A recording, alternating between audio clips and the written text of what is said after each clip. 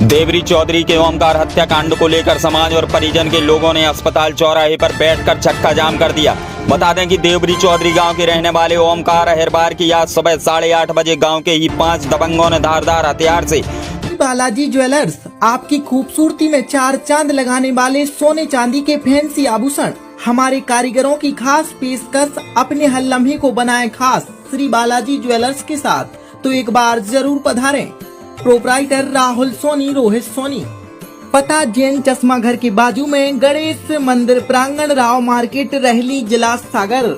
हमला करके उनकी हत्या कर दी। जब ओमकार की बॉडी को लेकर परिजन रहली के सामुदायिक स्वास्थ्य केंद्र पहुंचे तो पोस्टमार्टम के बाद शव को बीच चौराहे पर रखकर परिजनों ने और समाज के लोगों ने चक्का जाम कर दिया। बस बात यही थी कि प्रशासनिक कार्रवाई से यह लोग असंतुष्ट थे और समाज के लोग इतने असंतुष्ट थे कि उन्होंने शव को बीच चौराहे पर रखकर चक्का जाम कर दिया।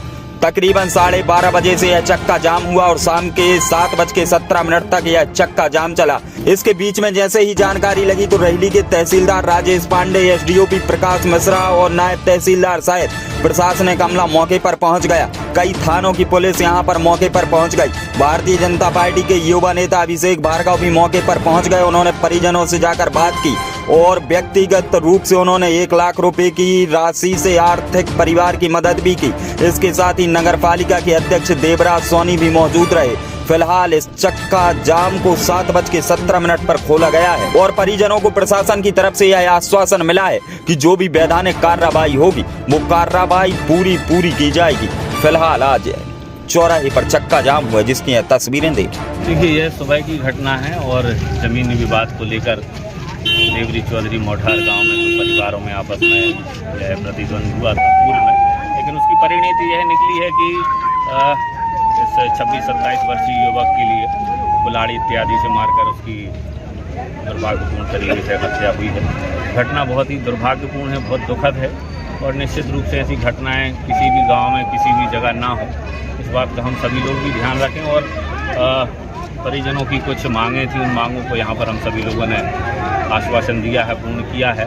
भैया गोपाल भार्गव की तरफ से 1 लाख रुपए की नगद सहायता भी पीड़ित परिवार के लिए दी गई है और साथ ही साथ परिवार के लोगों ने उनके अवैध कब्जों को गिराने का आग्रह किया था। उसके लिए भी तहसीलदार महोदय यहाँ पर थे, उनके लिए बताया गया है कि जो भी अवैध अतिक्रमण है उनको चिन्हित करके उनको भी गिराया जाएगा।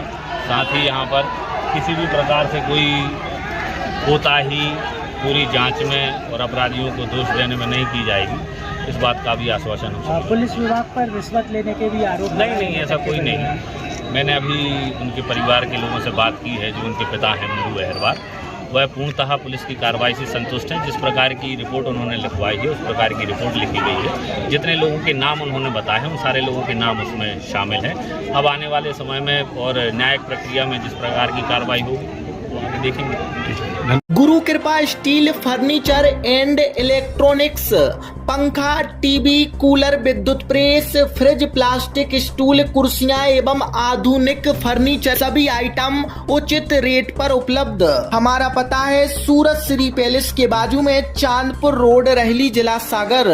प्रोपराइटर दिलीप नेमा।